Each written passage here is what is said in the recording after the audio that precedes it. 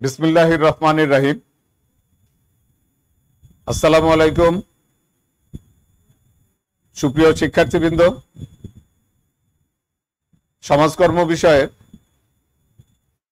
প্রথম পত্রের অ্যাসাইনমেন্ট ক্লাসে সকলকে স্বাগতম। সুপ্রিয় শিক্ষার্থী, তোমরা অবগত আছো যে আমাদের একাদশ শ্রেণী অর্থাৎ যারা 2022 সালের পরীক্ষার্থী তাদেরও অ্যাসাইনমেন্ট কার্যক্রম শুরু হয়েছে। এই অ্যাসাইনমেন্ট কার্যক্রমের তোমাদের প্রথম যে অ্যাসাইনমেন্ট সমাজকর্ম প্রথম পত্রের এর প্রথম অধ্যায়ের অ্যাসাইনমেন্টের অ্যাসাইনমেন্ট আলোচনার উদ্দেশ্য হলো তোমাদেরকে অ্যাসাইনমেন্ট লেখার একটি গাইডলাইন দিয়ে দেয়া। এটি হুবহু যে তোমরা অনুসরণ করবে তা কিন্তু না, তোমাদেরকে একটি গাইডলাইন দেয়া, যে গাইডলাইন অনুযায়ী তোমরা তোমাদের অ্যাসাইনমেন্টটি সমাপ্ত করতে পারবে বা অ্যাসাইনমেন্টটি সুন্দরভাবে লিখতে সক্ষম হবে। প্রথম অধ্যায়ের আমাদের প্রথম পত্রের যে অ্যাসাইনমেন্ট ছিল, এই প্রথম অধ্যায়টি হচ্ছে সমাজকর্ম, প্রকৃতি ও পরিধি। এটি হচ্ছে আমাদের প্রথম অধ্যায়ের নাম। আর অ্যাসাইনমেন্টের শিরোনামটি ছিল সমাজকর্মের ক্ষেত্রগুলোকে চিহ্নিতকরণ পূর্বক এটি পাঠে ব্যক্তি, দল ও সমষ্টির উন্নতির সম্ভাব্যতা নিরূপণ। সুপ্রিয় শিক্ষার্থী, তোমরা অবশ্যই বুঝতে পারছো যে সমাজকর্মের ক্ষেত্রগুলোকে চিহ্নিতকরণ পূর্বক অর্থাৎ আমাদেরকে শুরু করতে হবে কোত্থেকে, সমাজকর্মটা কি সেখান থেকে আমাদের শুরু হবে। তারপর সমাজকর্ম যখনই আমরা বলবো স্বাভাবিকভাবে এর চলে আসবে বৈশিষ্ট্যগুলো কি, যেটি তোমাদের অ্যাসাইনমেন্টের নির্দেশনার মধ্যে দেওয়া আছে, এবং বৈশিষ্ট্যের পর আসবে এটির আমাদেরকে ক্ষেত্র বা ফিল্ড অথবা বইয়ের ভাষায় বলা চলে পরিধি, এটা চিহ্নিতকরণ করা। আর সর্বশেষ যে আমাদের কাজটি থাকবে সেটি হচ্ছে ব্যক্তি, দল এবং সমষ্টির উন্নতির সম্ভাব্যতা নিরূপণ। অর্থাৎ সমাজকর্ম বিষয়টি একজন ব্যক্তিকে, একটা দলকে এবং সমষ্টিকে কিভাবে তার উন্নয়নের দিকে এগিয়ে নিয়ে যাবে। আশা করি পুরো ক্লাসেই তোমরা আমার সাথে থাকবে এবং তোমরা এই গাইডলাইন অনুসরণ করে তোমাদের অ্যাসাইনমেন্টগুলো সুন্দরভাবে তোমরা লিখতে সক্ষম হবে। যাই হোক, আমরা আমাদের মূল আলোচনায় চলে আসি। মূল আলোচনায় আমরা কি দেখতে পাচ্ছি, আমরা সমাজকর্মের একটা পরিচিতি দেওয়ার চেষ্টা করেছি। সেই পরিচিতির মধ্যে কি আসছে, যে সামাজিক বিজ্ঞানের অন্তর্ভুক্ত অন্যতম প্রায়োগিক বা ব্যবহারিক জ্ঞানভিত্তিক শাখা হলো সমাজকর্ম। অর্থাৎ সামাজিক বিজ্ঞানের অনেকগুলো শাখা আছে, এর মধ্যে প্রায়োগিক বা ব্যবহারিক অর্থাৎ যেটা বাস্তব জীবনে কাজে লাগানো হয় এইরকমই একটি ব্যবহারিক জ্ঞানভিত্তিক জ্ঞানের শাখা হলো সমাজকর্ম। প্রাক শিল্প যুগে মানুষ মানবতাবোধ ও ধর্মীয় অনুশাসনের উপর ভিত্তি করে ব্যক্তিগতভাবে সমাজ কল্যাণমূলক কাজ করত। লক্ষণীয় বিষয় কিন্তু দুইটা আছে, তোমরা যদি একটু খেয়াল করো। একটি হচ্ছে আমাদের মানবতাবোধ, যেটি আমরা জন্মগতভাবে আমাদেরকে সৃষ্টিকর্তা দিয়ে থাকে। এই মানবতাবোধ থেকে আরেকটা বিষয় আছে কি, যে আমাদের ধর্মীয় অনুশাসন। মানবতাবোধ তো প্রত্যেকটা মানুষের প্রায় একই রকম। পাশাপাশি যদি আমরা ধর্মীয় মূল্যবোধগুলোর কথা বলি, বিশ্বের যে সকল ধর্ম আছে, আমরা যদি প্রধান 4টি ধর্মের কথা বলি, অর্থাৎ ইসলাম ধর্মের কথা বলি, সনাতন ধর্মের কথা বলি, খ্রিস্টীয় ধর্মের কথা বলি বা বৌদ্ধ ধর্মের কথা বলি, সকল ধর্মীয় অনুশাসনে কিন্তু মানুষের অসহায় দুস্থ মানুষকে সেবা করা, তাদেরকে ভালো পথে ফিরিয়ে নিয়ে আসা, তাদের কল্যাণ করা, এই বিষয়গুলো কিন্তু ঘুরে ফিরেই এসছে। আর এগুলোর উপর ভিত্তি করে মানুষ ব্যক্তিগতভাবে একসময় এই ধরনের সমাজ কল্যাণমূলক কাজগুলো করত। তবে এই সকল কাজগুলো কি ছিল? বৈষয়িক এবং আর্থিক সাহায্যের মাধ্যমে শুধুমাত্র দুস্থ অসহায় শ্রেণীর কল্যাণের জন্য ব্যবহৃত হতো। লক্ষণীয় বিষয় দুইটি দিক। দুঃখিত,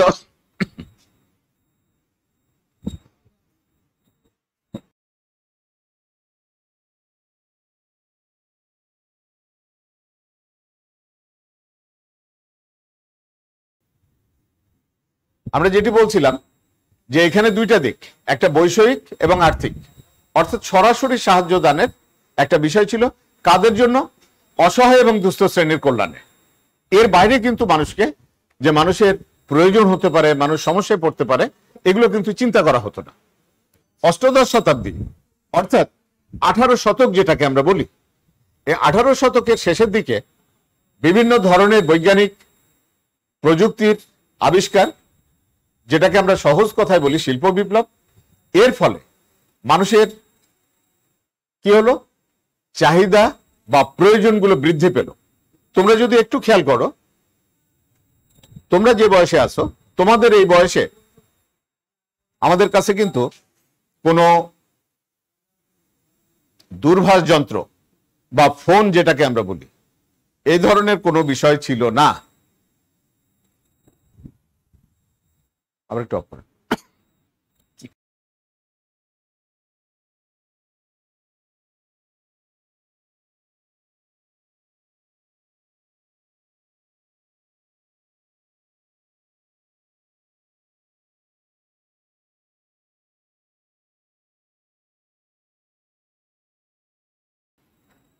অষ্টাদশ শতাব্দীর শেষের দিকে বৈজ্ঞানিক প্রযুক্তির আবিষ্কার, বা যেটাকে আমরা সহজ কথায় বলি শিল্প বিপ্লব, এই শিল্প বিপ্লবটা আমাদের মধ্যে কি করলো? বিভিন্ন প্রয়োজন বা চাহিদাগুলো বাড়িয়ে দিল। যেমন এই যে আমরা মহামারী পরিস্থিতিতে এখন তোমাদের জন্য অত্যন্ত অত্যাবশ্যক হয়ে পড়েছে একটি ইলেকট্রনিক ডিভাইস, সেটি তোমার ল্যাপটপ হোক অথবা তোমার অ্যান্ড্রয়েড মোবাইল ফোন হোক। তাহলে এটা কিন্তু কি হচ্ছে? শিল্প বিপ্লবের ফলশ্রুতিতে। আমরা যদি 100 বছর আগে আমাদের পরিবারগুলোর কথা চিন্তা করি, আমাদের সেই সব পরিবারে কিন্তু কোনো বিদ্যুৎ ব্যবস্থা বা বৈদ্যুতিক পাখা ছিল না, বা বৈদ্যুতিক লাইট ছিল না। এখন কিন্তু আছে। কারো কারো যদি আমরা পরিবারে খোঁজ নিই, তাহলে দেখা যাবে যে সেখানে প্রয়োজনের তাগিদে কি হয়েছে? শীতাতপ নিয়ন্ত্রিত যন্ত্র, বা যেটাকে আমরা এসি বলে থাকি, সেই যন্ত্রেরও কিন্তু আগমন ঘটেছে। এটি হয়েছে মূলত শিল্প বিপ্লবের ফলশ্রুতিতে, বা এই যে বিজ্ঞান প্রযুক্তির উন্নয়নের ফলে। এরকম মানুষের যেমন প্রয়োজন বৃদ্ধি পেয়েছে, সাথে সাথে মানুষের বহুমুখী সমস্যাও দেখা দিয়েছে। আর এই বহুমুখী সমস্যার ফলে মানুষ তার সমস্যাগুলোকে সমাধান করার জন্য, এই যে আমরা বলেছিলাম যে বৈষয়িক ও আর্থিক সাহায্যের মাধ্যমে, এই জায়গা থেকে কিন্তু মানুষ ফিরে এসছে। ফিরে এসে কোথায়? সমস্যার একটা সংগঠিত এবং প্রাতিষ্ঠানিক কার্যক্রমের তাগিদ অনুভব করেছে, যে এইভাবে বিচ্ছিন্নভাবে সমাধান করলে হবে না, সমাধানগুলো করতে হবে সংগঠিতভাবে এবং প্রাতিষ্ঠানিকভাবে। ব্যক্তিগত উদ্যোগে শুধুমাত্র বৈষয়িক বা কিছু আর্থিক সাহায্য দিলাম, দু এক বেলা খেতে দিলাম, তাহলে কিন্তু মানুষের সমস্যা সমাধান হবে না। সমস্যাটাকে স্থায়ীভাবে সমাধান করার জন্য প্রয়োজন পড়ছে কিসের? সমাজকর্মের, যেটিকে আমরা বলছি অনেক সময় আধুনিক সমাজ কল্যাণ। আর এই আধুনিক সমাজ কল্যাণ থেকেই মূলত আসছে কি? সমাজকর্মের উদ্ভব। তাহলে আমরা যদি সমাজকর্মের সংজ্ঞাতে চলে যাই, সমাজকর্মের সংজ্ঞাতে গেলে আমরা কি দেখতে পাই? যে সমাজ কল্যাণের আধুনিক ও পরিশীলিত রূপই হচ্ছে সমাজকর্ম। এটা কিন্তু কোনো নতুন জিনিস না।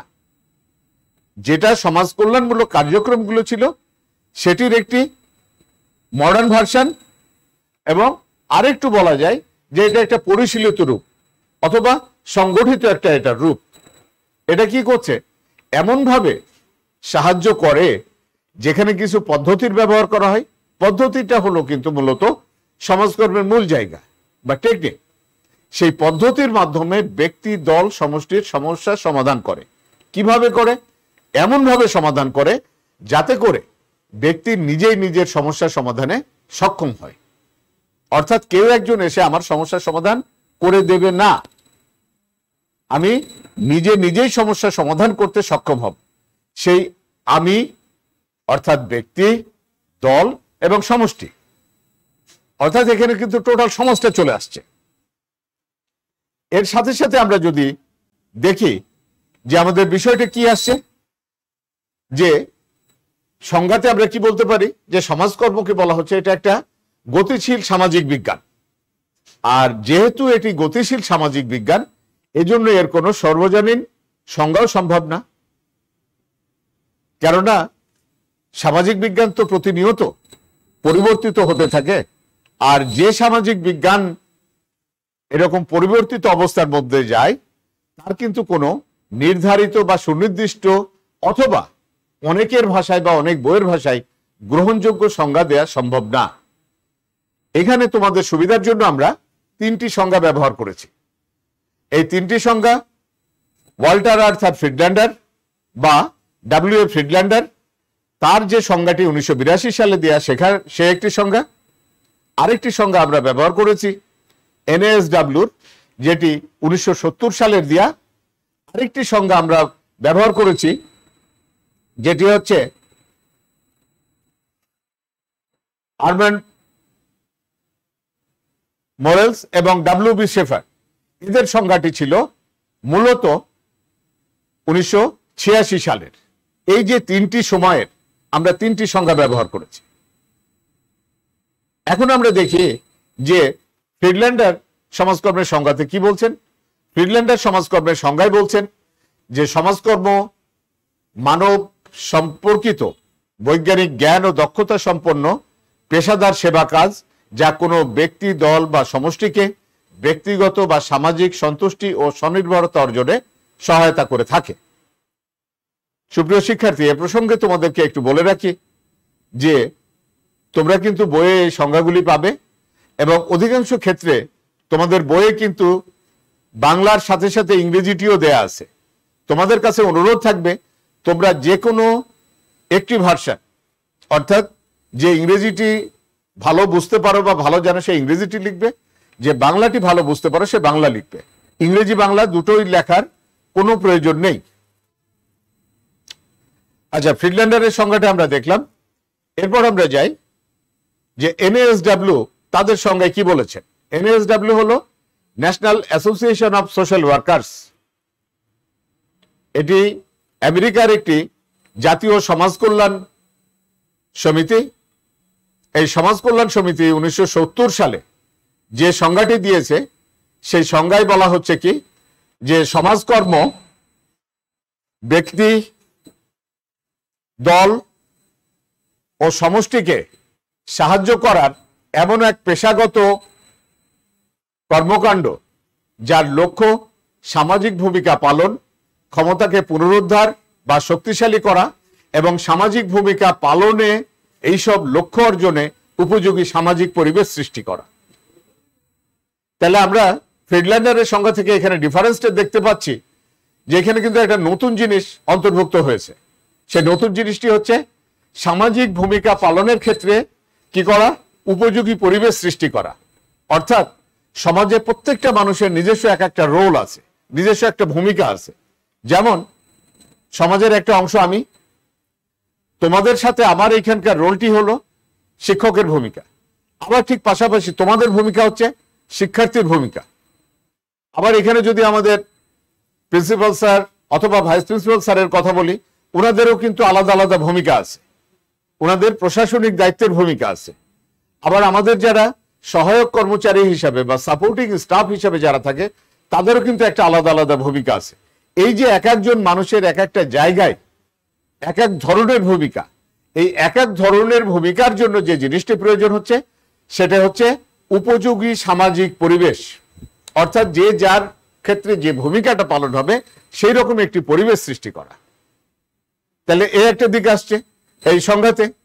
এরপরে যদি আমরা আরমান্ডো মোরেলস এবং B.W. শেফারের কথাই বলি, ওনাদের বই, এটি আমরা আগের যে দুইটি সংজ্ঞা বললাম তারও থেকে লেটেস্ট, সেটা হচ্ছে social work a profession of many faces. এই গ্রন্থ, এই বইটি প্রকাশ পায় 1986 সালে। এখানে বলা হচ্ছে সমাজকর্ম একটি পেশা যা বিভিন্ন কার্যক্রমের মাধ্যমে সামাজিক পরিবর্তন দ্বারা জনগণের জীবনমানের উন্নয়নে প্রতিশ্রুতিবদ্ধ। তাইলে কি আসছে? সমাজকর্ম একটি পেশা, বিভিন্ন কার্যক্রমের মাধ্যমে সামাজিক পরিবর্তন। কি কার্যক্রমগুলো? সমাজে যেগুলো কুসংস্কার, সমাজে যেগুলো অনাচার, সমাজে যেগুলো বিভিন্ন ধরনের সামাজিক উন্নয়নের পথে বাধা, সেগুলিকে পরিবর্তন করে কি করা? জনগণের জীবনমানের উন্নয়ন, যাতে করে এই যে এখানে জনগণের জীবনমানের উন্নয়ন, আবার এনএসডব্লিউর সঙ্গে যে সামাজিক ভূমিকা পালন, একই কথা কিন্তু, যে আমি আমার অবস্থান থেকে আমি আমার সঠিক ভূমিকাটি পালন করব। এই জন্য কি দরকার? এই জন্য দরকার বিভিন্ন পর্যায়ের সামাজিক পরিবেশের কথা। সাথে সাথে মোরালস এবং শেফার্ডের যে সংজ্ঞায়, সেখানে বলা হচ্ছে কি, মানুষের জীবনের বিভিন্ন দিক, যেমন সন্তান, পিতামাতা, পরিবার, বন্ধু বান্ধব, বিভিন্ন সংগঠন এবং সমাজের যে বিভিন্ন দিক আছে, এর একটা যে ইন্টারাকশন আছে বা মিথস্ক্রিয়া আছে, এটি উন্নয়নে সাহায্য করে। সেই মিথস্ক্রিয়াটা কি বা ইন্টারাকশনটা কি? শিক্ষকের সাথে শিক্ষার্থীর সম্পর্ক। সেই মিথস্ক্রিয়াটা একজন চিকিৎসকের সাথে রোগীর সম্পর্ক। যদি আবার আমি বাজারে যাই, তাহলে সেখানে একজন ক্রেতার সাথে একটা বিক্রেতার সম্পর্ক। এই যে একটা মানুষের, এখানে আমরা বলেছিলাম বহুবিধ সামাজিক ভূমিকা, আবার এখানে বলছি সমস্ত সমাজের সঙ্গে একটা মিথস্ক্রিয়া। পরিবারের একটা আমরা দেখি কি, হাজবেন্ড ওয়াইফ এক ধরনের ভূমিকা, তারপরে সন্তানের সাথে পিতামাতার এক ধরনের ভূমিকা। এই যে বহুমুখী ভূমিকার সাথে মানুষ সম্পর্কিত, তারই উপযোগী একটা অবস্থার সৃষ্টি করা, এটাই হচ্ছে সমাজকর্ম। এই সংজ্ঞাগুলোর আলোকে আমরা বলছি কি, যে সমাজকর্ম একটি বিজ্ঞান এবং কলাভিত্তিক সক্ষমকারী একটি পেশা। বিজ্ঞান এবং কলার সমন্বয় কেন? এখানে কিছু টেকনিক্যাল দিক আছে, যে কারণে এটি বিজ্ঞান ভিত্তিক। আবার যখন মানুষের মানবিক দিকগুলো চলে আসছে, মানবিক মানে এই আর্টসে পড়ার মানবিকটা, কিন্তু মানবিকতা সম্পর্কিত যে দিক, এই মানবিকতা সম্পর্কিত দিককে বলা হচ্ছে একটা কলাভিত্তিক সক্ষমকারী পেশা, যেটি কি করছে? কিছু পদ্ধতির মাধ্যমে সমাজের ব্যক্তিকে, দলকে বা সমষ্টিকে বিভিন্ন সমস্যার সমাধানে সাহায্য করছে। সুপ্রিয় শিক্ষার্থী, তোমরা যদি তোমাদের অ্যাসাইনমেন্টের যে কপিটি আছে সেখানে লক্ষ্য করো, তাহলে তোমাদের অ্যাসাইনমেন্টের যে দিকটি আছে সেখানে যে ধারণা দেওয়ার কথা বলা হয়েছে, অর্থাৎ তোমাকে সমাজকর্মের ধারণা, অর্থাৎ সমাজকর্ম কাকে বলে এই বিষয়টি কিন্তু লিখতে হবে, বা সমাজকর্ম কি। কেননা সমাজকর্ম কি এই বিষয়টি না জেনে কিন্তু তুমি সমাজকর্মের বৈশিষ্ট্যতে যেতে পারবে না। বৈশিষ্ট্য মানে কি? বিশেষত্ব বা বিশেষ গুণাবলী। বৈশিষ্ট্যতে যেতে হলে তোমার সমাজকর্মের ধারণা থাকতে হবে।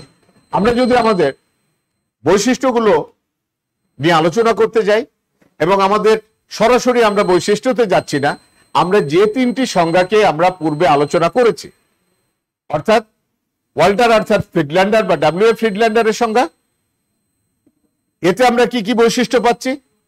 আমরা এনএসডব্লিউর সংজ্ঞা থেকে কি কি বৈশিষ্ট্য পাচ্ছি? সর্বোপরি মোরালস এবং ডব্লিউ.বি. শেফারের সংজ্ঞাতে আমরা কি বৈশিষ্ট্য পাচ্ছি, সেই দিকগুলি আমরা সংজ্ঞার আলোকে আলোচনা করে দেখি। আবারও বলে রাখছি তোমাদেরকে, তোমাদের কাছে কিন্তু এটি তোমরা হুবহু কপি করবে তা কিন্তু না, জাস্ট তোমাদের বোঝার জন্য, শেখার জন্য তোমাদেরকে একটি রোড ম্যাপ দিয়ে দেয়া, যে এই অনুযায়ী তোমরা এগোতে পারবে, বা এইভাবে তোমরা এগোলে তোমাদের অ্যাসাইনমেন্টটি একটি সুন্দর রূপ পাবে বা একটি পরিশীলিত রূপ পাবে। তাহলে আমরা চলে আসি মূল ইয়েতে। ফ্রিডল্যান্ডারের সঙ্গে কি ছিল? যে সমাজকর্ম মানব সম্পর্কিত একটি বৈজ্ঞানিক জ্ঞান ও দক্ষতা সম্পন্ন পেশাদার সেবা, যা কোনো ব্যক্তি, দল বা সমষ্টিকে ব্যক্তিগত বা সামাজিক সন্তুষ্টি ও স্বনির্ভরতা অর্জনে সাহায্য করে। এই সংজ্ঞাটাকে যদি আমরা বিশ্লেষণ করি, তাহলে কি বলা হচ্ছে? সাহায্যকারী দক্ষতা সম্পন্ন পেশাগত সেবা। আমরা এই যে সংজ্ঞাতে বলেছি, মানব সম্পর্কিত বৈজ্ঞানিক জ্ঞান ও দক্ষতা সম্পন্ন পেশাদারী সেবা, এই একটা বৈশিষ্ট্য পাওয়া যাচ্ছে। আবার যদি লক্ষ্য করো, তাহলে এই যে ব্যক্তিগত বা সামাজিক সন্তুষ্টি, ব্যক্তিগত সামাজিক সন্তুষ্টি কোত্থেকে আসবে? সমাজকর্মী এবং সাহায্যার্থীর সম্পর্কের মাধ্যমে। কারণ সমাজকর্ম এটি একটি পেশাগত বা একটি প্রাতিষ্ঠানিক সেবাদান বিষয়, আর এই প্রাতিষ্ঠানিক সেবাদান বিষয়ে কিন্তু একজন পেশাদার সমাজকর্মী থাকবে। যে পেশাদার সমাজকর্মীর সাথে সাহায্যার্থী অর্থাৎ যে সাহায্য চায় তার একটা সম্পর্ক সৃষ্টি হতে হবে। একটা জায়গা থেকে তুমি যদি সেবা নিতে চাও বা সেবা পেতে চাও, সেখানে তোমার কিন্তু যিনি সেবা দিবেন তার সাথে তোমার একটা সম্পর্ক থাকতে হবে। ঠিক এখানে হচ্ছে সমাজকর্মী এবং সাহায্যার্থী। একটু যদি তোমাদেরকে সহজ করে বিষয়টা বলি, তাহলে কিরকম হবে? তুমি সেবা নিতে চাও কার কাছ থেকে?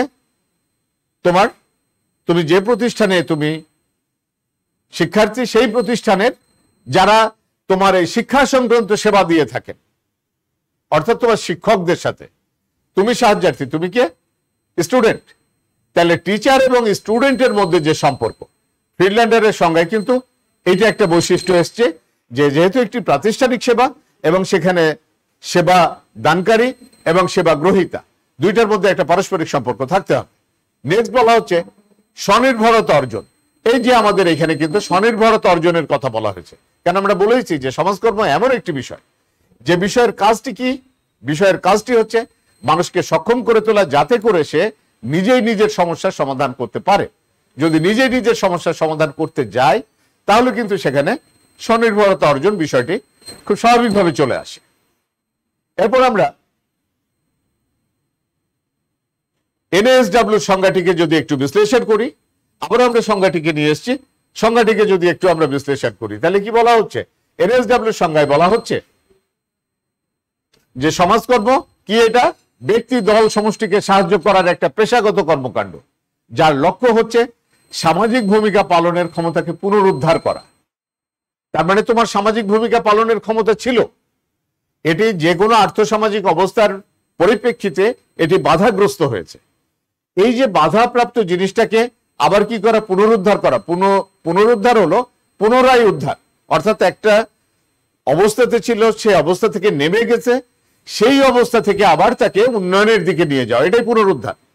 এই পুনরুদ্ধার করা বা তার সামাজিক ভূমিকা পালনে তাকে শক্তিশালী করা, এবং এই জন্য কি করা? এই পুনরুদ্ধার করা এবং সামাজিক ভূমিকা পালনের এইসব লক্ষ্য অর্জনের জন্য একটা উপযোগী সামাজিক পরিবেশ সৃষ্টি। তাহলে এই সংজ্ঞা বিশ্লেষণে আমরা কি পাচ্ছি? একটা সুশৃঙ্খল জ্ঞান দ্বারা পরিচালিত। কি বলা হচ্ছে? যখনই আমরা এই যে পেশাগত কর্মকাণ্ড বলছি না, তখনই কিন্তু একটা সুশৃঙ্খল জ্ঞানের বিষয় চলে আসে। সুশৃঙ্খল জ্ঞানটা কি? সমাজকর্ম যেহেতু একটি পেশাদারী বিষয়, তোমাদেরকে তো পেশার অংশ পড়িয়েছি, তোমরা জানো। সেখানে আমরা কি বলেছি যে যখন কোনো মানুষ কোনো একটি বিষয় জ্ঞান অর্জন করে সেই বিষয়টিকে তার জীবিকা নির্বাহের মাধ্যম হিসেবে গ্রহণ করে, সেটাকে বলা হয় পেশা। তাহলে এরকম বিষয়, পেশাদারী বিষয় কি আছে? খুব সহজ কথা, চিকিৎসা, ডাক্তারি এক ধরনের পেশা, আইনজীবীদের যে কাজ সেটি এক ধরনের পেশা। ঠিক একইভাবে সমাজকর্ম কিন্তু এই ধরনের একটি পেশা। সমাজকর্মের একটা সুশৃঙ্খল জ্ঞান আছে, অর্থাৎ তুমি যেরকম সিলেবাস অনুযায়ী উচ্চ মাধ্যমিক শ্রেণীতে সমাজকর্ম পড়ো, ঠিক একইভাবে বিশ্ববিদ্যালয় পর্যায়ে সমাজকর্মে অনার্স এবং মাস্টার্স ডিগ্রি দেওয়া হয়। এছাড়াও বিশ্বের বিভিন্ন দেশে বিশেষায়িত যে সকল বিশ্ববিদ্যালয়গুলি আছে, সেখানে কিন্তু আবার বিশেষ বিশেষ সমাজকর্মের যে বিভিন্ন শাখাগুলি আছে, সেখানে কিন্তু বিশেষ বিশেষ দিকগুলি সম্পর্কে ধারণা হয় বা ধারণা দেওয়া হয়, বা সেখানে একটা সুশৃঙ্খল জ্ঞানের একটা কিন্তু ভান্ডার আছে, সেই জ্ঞান ভান্ডার থেকে জ্ঞান সংগ্রহ করে। তাহলে সেটি হচ্ছে সুশৃঙ্খল জ্ঞান দ্বারা এই সমাজকর্ম বিষয়টি পরিচালিত। আর যেহেতু আমরা এখানে বলছি পেশাগত কর্মকাণ্ড, এই জন্য এখানে একটা পেশাগত কার্যক্রম আছে, অর্থাৎ সমাজকর্ম না পড়ে কিন্তু সমাজকর্ম চর্চা করলে সেটা হতে পারে সমাজ সেবা, হতে পারে সেটা সমাজ কল্যাণমূলক কাজ, কিন্তু দ্ব্যর্থহীন কণ্ঠে বলা যায় সেটি সমাজকর্ম নয়। সমাজকর্ম হতে গেলে সমাজকর্মের জ্ঞান থাকতে হবে, তারপর সেটাকে প্রয়োগ করা বা প্রয়োগের মাধ্যমে জীবিকা নির্বাহ করলেই সেটি পেশাগত কার্যক্রম হবে। এই বৈশিষ্ট্য পাওয়া যাচ্ছে। আবার বৈশিষ্ট্য কি আছে? সামাজিক ভূমিকা পালন, অর্থাৎ আমরা একটু আগেই কিন্তু বলেছি যে আমাদের বিভিন্ন ধরনের, এক এক সময় এক এক জায়গায় এক এক ধরনের সামাজিক ভূমিকা। তাহলে যে সামাজিক ভূমিকা পালনের একটা মিথস্ক্রিয়া বা ইন্টারাপশন, পরিবারের সাথে আমার সম্পর্ক, আমার কর্মক্ষেত্রে আমার সম্পর্ক, আমার বন্ধু এবং আমার যারা সঙ্গী থাকে তাদের সাথে আমার এক ধরনের সম্পর্ক, এই যে একটা মানুষ বহুবিধ ভূমিকা পালন করে, এই যে প্রত্যেকটা জায়গায় তাকে এক এক ধরনের ভূমিকা পালন করতে, এটা হচ্ছে মিথস্ক্রিয়া। নেক্সট আমরা বলছি কি যে সামগ্রিক দৃষ্টিভঙ্গি, কেননা এই যে সামাজিক ভূমিকা পালনের ক্ষমতা পুনরুদ্ধার করার জন্য একটা সামগ্রিক দৃষ্টিভঙ্গি দেওয়ার প্রয়োজন। কেন সামগ্রিক দৃষ্টিভঙ্গি দেওয়ার প্রয়োজন? যে সনাতন সমাজ কল্যাণে মনে করা হতো কি, বা আগের দিনে মনে করা হতো যে মানুষের অর্থনৈতিক সমস্যাই হচ্ছে সকল ধরনের সমস্যা। কিন্তু শুধু যে অর্থনৈতিক সমস্যা সকল সমস্যার উৎস বা সকল ধরনের সমস্যা তা কিন্তু না, অর্থনৈতিক সমস্যার সাথে সাথে থেকে যাচ্ছে কি মানুষের সামাজিক সমস্যা, মানুষের মনস্তাত্ত্বিক সমস্যা, এগুলোও কিন্তু মানুষের বিভিন্ন ধরনের সমস্যার উৎস। তাই মানুষের প্রতি একটা সামগ্রিক বা টোটাল একটা দৃষ্টিভঙ্গির প্রয়োজন আছে। পরবর্তী বলা হচ্ছে কি, আমরা এই দুইটা সংজ্ঞা গেলাম, এরপর আমরা মরাল এবং শেফার্ডের সংজ্ঞাতে চলে আসি। এইখানে যে সংজ্ঞাটি ছিল, আমরা সংজ্ঞাটি আগেই বলেছি যে একটা পেশায়ের বিভিন্ন কার্যক্রমের মাধ্যমে কি করে সামাজিক পরিবর্তন ঘটিয়ে মানুষের জীবনকে উন্নত করতে এটি প্রতিশ্রুতিবদ্ধ, এবং যে কারণে এটি পরিবারের সন্তান থাকতেও পারে, না থাকতে পারে, পিতা মাতা, হাজবেন্ড ওয়াইফ, বন্ধু বান্ধব, সংগঠন, এই সকলের সাথে যে একটা মিথস্ক্রিয়া, এই যে আমরা বহুমুখী ভূমিকার কথা বললাম না একটা মানুষের, এই বহুমুখী ভূমিকা, এইখান থেকে আমরা কি জিনিসগুলো পাচ্ছি? এই সংজ্ঞার আলোকে আমরা পাচ্ছি সামাজিক পরিবর্তন দ্বারা জনগণের জীবনমানের উন্নয়ন। তাহলে এখানে একটা বৈশিষ্ট্য হচ্ছে সামাজিক পরিবর্তন। একটি বিষয় মনে রাখতে হবে, সমাজ যেহেতু গতিশীল বিষয়, সমাজ চলতেই থাকবে, চলমান, এই পরিবর্তনটা হবে কিন্তু ইতিবাচক পরিবর্তন। না হলে দেখা যায় যে সমাজের যে বিভিন্ন পরিবর্তন হয় সবসময় কিন্তু পরিবর্তনগুলো ইতিবাচক হয় না, কখনো কখনো সমাজে কিন্তু নেতিবাচকও পরিবর্তন হয়। তবে আমরা সমাজ কর্মে যে পরিবর্তনটার কথা বলবো, যে বৈশিষ্ট্যের কথা বলা হচ্ছে, সেটা কিন্তু সবসময় ইতিবাচক পরিবর্তন। আর যদি ইতিবাচক পরিবর্তন না আসে, খুব স্বাভাবিক নেতিবাচক পরিবর্তনও তো আসে, তাই না? এই যে ধরো আমাদের মহামারীকালীন সময় বিভিন্ন শিক্ষা প্রতিষ্ঠান প্রায় আমরা সহজ হিসাবে 1.5 বছর বা কেউ বলে 18 মাস 19 মাস যে আমাদের এই যে দীর্ঘ একটা শিক্ষার থেকে দূরে থাকা বা একটা শিক্ষা কার্যক্রম থেকে দূরে থাকা, এর ফলে কি হয়েছে? এক ধরনের পরিবর্তন এসছে। একটা ভালো পরিবর্তন এসছে কি, যে তোমাদের শিক্ষা কার্যক্রমটা অব্যাহত রাখার জন্য কি করা হচ্ছে, অনলাইনে তোমাদের ক্লাস হচ্ছে, বা তোমরা এই বাড়িতে বসে থেকেই এই যে স্বাস্থ্যবিধি মেনে চলা, অহেতুক বাইরে না যাওয়া, এটি তুমি অনলাইন ক্লাসে বাড়ির থেকেই করতে পারছো, যেটি তোমার শিক্ষা প্রতিষ্ঠানে আসতে হচ্ছে না। আবার দেখা যাচ্ছে যে কেউ কেউ এই অনলাইনে ক্লাসে সম্পূর্ণ অনুপস্থিত আছে। আর খুব সহজ কথায় বলা হয়, আমাদের একটা প্রচলিত প্রবাদ আছে, অলস মস্তিষ্ক হলো শয়তানের কারখানা। তাহলে এইরকম অবস্থায় যারা আছে, যারা লেখাপড়াবিহীন আছে, লেখাপড়া থেকে, বই থেকে, তার অনলাইন ক্লাস থেকে দূরে আছে, সে দেখা যাচ্ছে যে বিভিন্ন ধরনের অসামাজিক কাজ, খারাপ কাজ, এগুলোর সাথে জড়িত আছে। তাদের মাধ্যমেই হয়তো বিভিন্ন কিশোর গ্যাং বা কিশোর অপরাধের সৃষ্টি হচ্ছে, এরকম ধরনের কিন্তু পরিবর্তন হচ্ছে। আর সেই সকল পরিবর্তনকে সঠিক পথে নিয়ে আসা, এটা সমাজকর্মের একটি বৈশিষ্ট্য। তারপর বলা হচ্ছে সমাজের মিথস্ক্রিয়া, অর্থাৎ এই যে আমাদের নানাবিধ ভূমিকার কথা আমরা বলছি, সে নানাবিধ ভূমিকার মাধ্যমে কোথাও আমি শিক্ষক, কোথাও আমি পরিবারের পিতা, কোথাও আমি কোন পরিবারের সন্তান, কারোর আমি ভাই, কারোর আমি স্বামী। এই যে বহুমুখী ভূমিকা, বহুমুখী সমাজে আমার যে ইন্টারাকশন, এই ইন্টারাকশন কিন্তু কি করছে, আবার বিভিন্ন সমাজের উপযোগী করার অবস্থা এনে দিচ্ছে। আরেকটি মরাল এবং শেফার্ডের সংজ্ঞাতে আমরা পাই, সেটি হচ্ছে জনগণের জীবনমানের উন্নয়ন। এই যে সমাজের সঙ্গে মিথস্ক্রিয়ার উন্নয়নে সাহায্য করে, অর্থাৎ আমাদের যে বিভিন্ন সমাজে বসবাস করার যে অবস্থান, সেখান থেকে জীবনমানের উন্নয়ন। এই সংজ্ঞাগুলোর আলোকে যে আমরা বৈশিষ্ট্যগুলোকে পাচ্ছি, এই বৈশিষ্ট্যগুলোকে যদি আমরা কনসোলিডেট করে নিয়ে আসি বা এক জায়গায় নিয়ে আসি, তাহলে সেখানে সুশৃঙ্খল বৈজ্ঞানিক জ্ঞান, সুসংগঠিত পদ্ধতি নির্ভর সমাধান প্রক্রিয়া। এমনি এমনি কাজ করলে হবে না, কিন্তু সমাজকর্মের যে পদ্ধতি আছে সেই পদ্ধতি নির্ভর কি হতে হবে, কাজ সমাধান প্রক্রিয়া হতে হবে। সামগ্রিক দৃষ্টিভঙ্গি শুধুমাত্র অসহায়, অনগ্রসর বা দুস্থ মানুষের জন্য না, আর শুধুমাত্র আর্থিক সমস্যা না, বা শুধুমাত্র বৈষয়িক সাহায্য না। সমাজকে দেখতে হবে সামগ্রিক দৃষ্টিভঙ্গি থেকে, সমাধান প্রক্রিয়াটা দেখতে হবে বিজ্ঞান ভিত্তিক ভাবে, এবং সকলকে, সামগ্রিক বলতে কিন্তু একটা বিশাল বিষয়কে বোঝায় এই সামগ্রিক দৃষ্টিভঙ্গি। নেক্সট বলা হচ্ছে সমাজকর্ম হচ্ছে একটি সামাজিক সমন্বিত সামাজিক বিজ্ঞান। কেননা আমি যখন সকল ধরনের জ্ঞান নিতে যাব বা জ্ঞান আমার থাকবে, তখন আমার এখানে অর্থনীতির জ্ঞানের প্রয়োজন, আমার সমাজ বিজ্ঞানের জ্ঞানের প্রয়োজন, আমার প্রয়োজন রাষ্ট্রবিজ্ঞানের জ্ঞানের, আমার প্রয়োজন মনোবিজ্ঞানের জ্ঞানের। এই যে বিভিন্ন আমাদের কি থাকছে জ্ঞানের শাখা, এই সকল জ্ঞানের শাখাকে এক জায়গা করেই কিন্তু আমাদের সমাজ কল্যাণের বা সমাজ কর্মের কাজগুলো। এই জন্য বলা হচ্ছে যে এটি কিন্তু কোনো মৌলিক সামাজিক বিজ্ঞান না, এটি হচ্ছে সমন্বিত একটা ব্যবহারিক বা প্রায়োগিক সামাজিক বিজ্ঞান। তারপরে বলা হচ্ছে সর্বজনীন কার্যক্রম, সমাজের সকল মানুষের জন্য, ধনী দরিদ্র, উঁচু নিচু, নারী পুরুষ, বৃদ্ধ যুবা, সকলের জন্য এই কার্যক্রম। আরেকটি বিষয় আছে ত্রিমুখী ভূমিকা। ত্রিমুখী ভূমিকাটা হচ্ছে প্রতিরোধমূলক, প্রতিকারমূলক এবং উন্নয়নমূলক কার্যক্রম। সমাজকর্ম সাধারণত এই তিন ধরনের ভূমিকা পালন করে থাকে। এরপর আছে কর্মী এবং সাহায্যার্থীর সম্পর্ক, যেটা আমরা বলেছি, যেহেতু এটি একটি প্রাতিষ্ঠানিক সেবা এবং এই প্রাতিষ্ঠানিক সেবাতে কিন্তু একজন কি থাকবেন, সাহায্য করার জন্য একজন লোক থাকবে।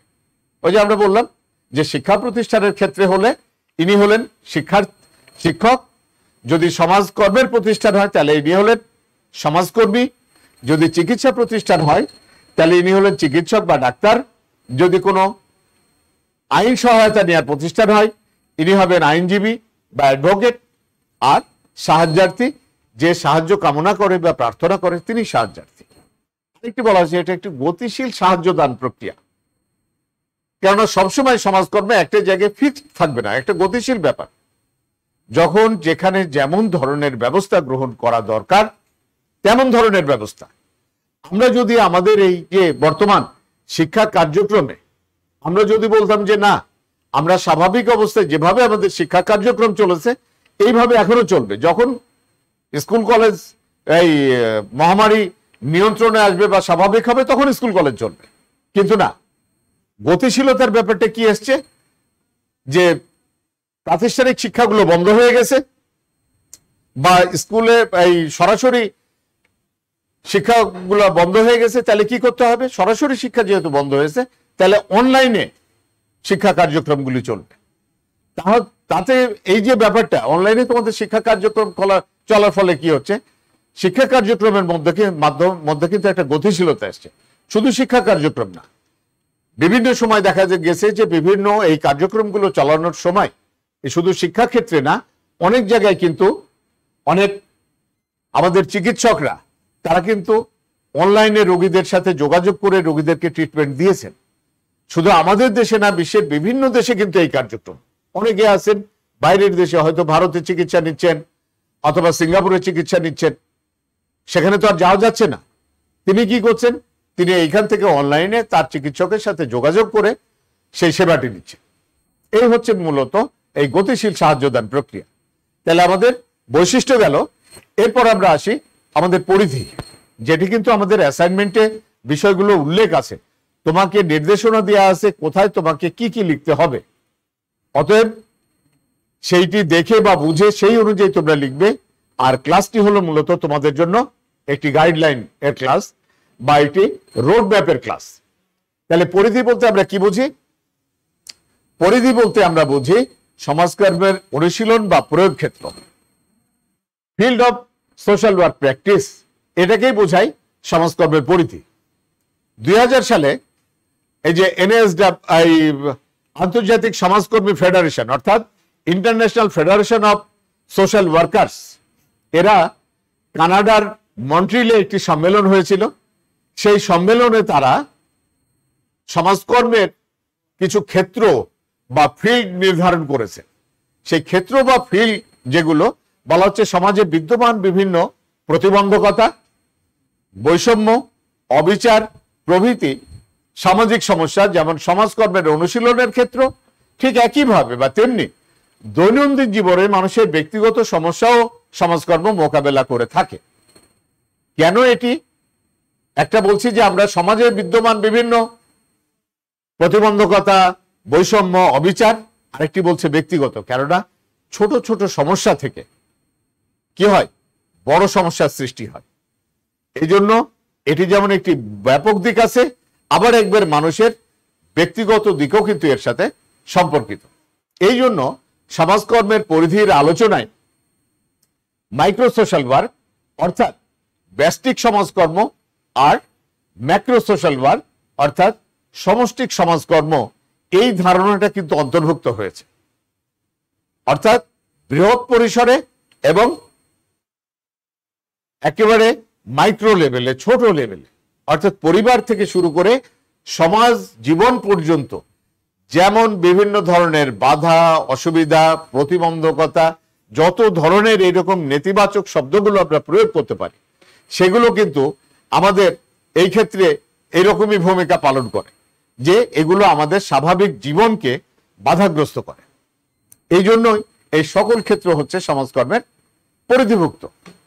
এই যে সংজ্ঞাগুলো আমরা আলোচনা করেছি পূর্বে, এবং যে সংজ্ঞাগুলোর আলোকে আমরা বৈশিষ্ট্যগুলো পেয়েছি, সেই বৈশিষ্ট্যের আলোকে কিন্তু এর পরিধির যে কি ব্যাপকতা সেটা সম্পর্কে আমাদের আমরা ধারণা পাই। কি কি পাই? পরিধিগুলো হচ্ছে সকল মানুষের সামগ্রিক কল্যাণ, অর্থাৎ সমাজের যত মানুষ আছে সকল মানুষ, ওই যে আমি আগেই বলেছি, ধনী, দরিদ্র, নারী, পুরুষ, ঝুঁকিপূর্ণ জনগোষ্ঠী, তারপরে হচ্ছে বিভিন্নভাবে বাধাগ্রস্ত জনগোষ্ঠী, এই সকল কিন্তু এই সামগ্রিক মানুষের মধ্যে চলে আসে এবং সেখানে সব ধরনের কল্যাণের কথা, শুধু অর্থনৈতিক না, অর্থনৈতিক, সামাজিক, মনস্তাত্ত্বিক, রাজনৈতিক, এই সকল ধরনের কল্যাণের বিষয়টি এখানে চলে আসে। নেক্সট বলা হচ্ছে সমস্যার বৈজ্ঞানিক সমাধান। যে সমস্যাটির সমাধান দেওয়া হবে সেটা হবে বিজ্ঞান ভিত্তিক। বিজ্ঞান ভিত্তিক সমস্যার সমাধান দেওয়া হলে হবে কি, সমস্যাটা আর ধাবমান হবে না বা সমস্যাটা আর বাড়বে না। যদিও যে সনাতন সমাজ কল্যাণের যে বিষয়টি ছিল সমস্যা তাৎক্ষণিক সমাধান, সেটি কি করবে, বিভিন্ন আবার সেই সমস্যাটি নতুন করে সৃষ্টি হবে। এই জন্য সমস্যার সমাধানটি হতে হবে বৈজ্ঞানিকভাবে বা বিজ্ঞান ভিত্তিক সমাধান। তারপরে বলা হচ্ছে সামাজিক নীতি ও পরিকল্পনা। যখন এই সমাজকর্মের কাজগুলো করতে যাওয়া যাবে, সেই রাষ্ট্র বা সেই দেশে যদি সেই ধরনের নীতি বা সেই ধরনের রাষ্ট্রীয় পরিকল্পনা না থাকে, তাহলে কিন্তু সেখানে সমাজকর্ম বাস্তবায়ন করা যাবে না বা মানুষের এই যে সামগ্রিক কল্যাণও করা যাবে না, মানুষের সমস্যার বৈজ্ঞানিক সমাধানও করা যাবে না। যেমন উদাহরণ হিসেবে আমরা বলি, খুব কমন একটা ব্যাপার, তোমরা যারা সমাজকর্ম প্রথম পত্রের বই কিনেছো, তোমরা তোমাদের বই একটু যদি নাড়াচাড়া করে দেখো, তাহলে দেখবে যে আমাদের একটা অধ্যায় আছে সামাজিক নীতি ও পরিকল্পনা। সেই সামাজিক নীতির মধ্যে একটি নীতি আছে কি, অনেকগুলো নীতি আছে, তার মধ্যে একটি অন্যতম নীতি হচ্ছে শিক্ষানীতি। এই শিক্ষানীতির মধ্যে কিন্তু দেশের সার্বজনীন শিক্ষার কথা কিন্তু বলা হয়েছে, যার আওতায় আমাদের প্রাথমিক বিদ্যালয়ের শিক্ষা সম্পূর্ণভাবে বিনা পয়সায় এবং প্রথম শ্রেণী থেকে শুরু করে সরকার নবম শ্রেণী পর্যন্ত কি করছে, বিনামূল্যে বই সরবরাহ করছে। তাহলে এটি রাষ্ট্রীয় নীতি থাকতে হবে বা রাষ্ট্র সেইভাবে পরিকল্পনা। এই যে আমাদের যে সকল ফিমেল শিক্ষার্থী অর্থাৎ ছাত্রী আছে, তাদের লেখাপড়ার সুযোগটা কি করে দিয়েছে, তাদেরকে স্বাভাবিক বৃত্তি ছাড়াও কিন্তু উপবৃত্তি দেওয়া হচ্ছে, যেন নারী শিক্ষাকে এগিয়ে নিয়ে যাওয়া যায়। তাহলে মানুষের বা জনগণের কল্যাণের জন্য যেমন নারী শিক্ষার প্রয়োজনীয়তা আছে, ঠিক একইভাবে কিন্তু কি প্রয়োজন আছে, সেরকম রাষ্ট্রীয় নীতি এবং পরিকল্পনার প্রয়োজন আছে। নেক্সট বলা হচ্ছে পেশাদার ও অপেশাদার সমাজকর্ম। আমরা যে সমাজকর্ম নিয়ে আলোচনা করছি এটা কিন্তু পেশাদার সমাজকর্ম। আর আগের যেটি ধর্মীয় মূল্যবোধ এবং মানবিকতা বোধ থেকে যেটি আসতো সেটি হচ্ছে অপেশাদার সমাজকর্ম। এই একই সাথে যেমন পেশাদার সমাজকর্ম আছে বা থাকে, ঠিক একইভাবে কিন্তু অপেশাদার সমাজকর্ম থাকতে হবে। কেন দুইটার সম্মিলনয় বা দুইটার সমন্বয়ে কিন্তু মানুষ তার সেই সামগ্রিক কল্যাণ বা বিজ্ঞান ভিত্তিক সমাধান এগুলোতে যেতে পারবে। এরপর বলা হচ্ছে এর পরিধির একটা দিক মৌলিক চাহিদা পূরণ। মানুষের অত্যন্ত গুরুত্বপূর্ণ দিক হচ্ছে মৌলিক চাহিদা। শুধু মানুষ না, যে কোনো প্রাণীর ক্ষেত্রে কিন্তু মৌলিক চাহিদা পূরণ হচ্ছে অন্যতম শর্ত। আর যদি মৌলিক চাহিদাগুলো পূরণ সঠিকভাবে না হয়ে থাকে, তাহলে সেখানে দেখা যায় যে বিভিন্ন ধরনের সমস্যার সৃষ্টি হচ্ছে বা সমস্যার সমাধান করতে গেলেও সমাধান হচ্ছে না। এই জন্য মৌলিক চাহিদাটি সমাজকর্মের অন্যতম একটি পরিধিভুক্ত বিষয় বা সমাজকর্মের একটি ক্ষেত্র। এরপর বলা হচ্ছে সামাজিক ও ধর্মীয় মূল্যবোধ। একেবারে শুধু বিজ্ঞান ভিত্তিক ভাবে সমস্যার সমাধান তা না, তার মধ্যে কিন্তু মূল্যবোধ বা সেই ধরনের মানুষের মন মানসিকতা থাকতে হবে। কি মন মানসিকতা? যেমন আমি সাহায্য দান করব, ঠিক আবার সাহায্যটাকে যথার্থ ব্যবহার করব। ধর্মীয় মূল্যবোধের ক্ষেত্রে বলা যায়, যেমন আমরা এই যে বিভিন্ন অসংগঠিত ভাবে দান করে থাকি, অথবা মুসলিম সম্প্রদায়ের লোক আমরা যখন বিভিন্ন সময় জাকাত প্রদান করে থাকি, এটি কিন্তু আমাদের অপেশাদার সমাজকর্ম, জাকাত প্রদান করা।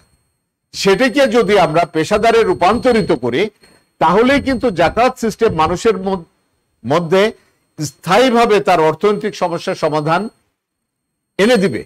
আর এই উদ্দেশ্যেই বা এই লক্ষ্যেই কিন্তু সমাজকর্মে জাকাত সিস্টেমটি। এই জন্য জাকাত সিস্টেম না যে প্রতি বছর আমি মানুষকে দান করব আর মানুষ আমার কাছে সাহায্য গ্রহণ করবে আর আমি অনেক বেশি সওয়াবের ভাগী।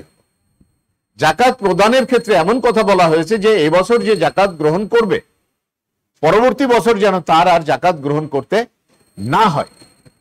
কিন্তু বাস্তব ক্ষেত্রে তো আমরা সেটা দেখি না। এই জন্য আমরা এখানে বলছি যে এই পরিধির মধ্যে কিন্তু ওই যে আমরা মানুষকে অন্নহীনকে অন্ন, বস্ত্রহীনকে বস্ত্র, যেটাকে আমরা অপেশাদার সমাজকর্ম বলছি বা যেটা সমাজ কল্যাণ বলি, এইটা কিন্তু মূলত এই সামাজিক এবং ধর্মীয় মূল্যবোধ থেকে আসে। আর সামাজিক ধর্মীয় মূল্যবোধের উপরে নির্ভর করেই মূলত সমাজকর্মের কার্যক্রমগুলো বাস্তবায়ন হয়।